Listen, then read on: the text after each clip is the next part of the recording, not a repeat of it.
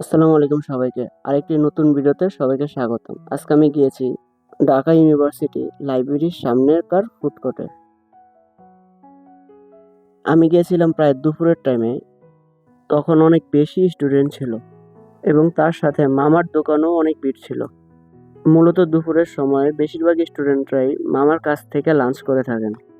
দুপুরবেলার খাবার হচ্ছে চিকেন ভুনা খিচুড়ি, চিকেন ফ্রাইড রাইস। আমি নিয়েছি চিকেন ভুনা খিচুড়ি, যার প্রাইস হচ্ছে 35 টাকা করে। সাথে নিয়েছি চিকেন জালি কাবাব এবং ডিম চপ। সব মিলিয়ে মোট 60 টাকা পড়েছে আমার। যদি এটার টেস্টের কথা বলি, মোটামুটি ভালোই ছিল খেতে, কিন্তু 35 টাকা হিসাবে আমার কাছে কোয়ান্টিটি তুলনামূলক কম লেগেছে এবং চিকেনের পিসও তেমন বড় ছিল না।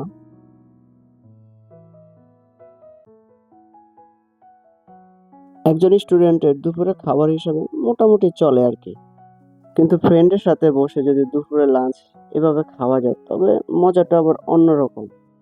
এখন দেখি আমার ফ্রেন্ডরা কি বলে। কেমন লাগতেছে তোমার কাছে? সত্যি প্রাইস হিসাবে কি আসলে অর্থ? তোমার কাছে কেমন লাগতেছে শামিদ?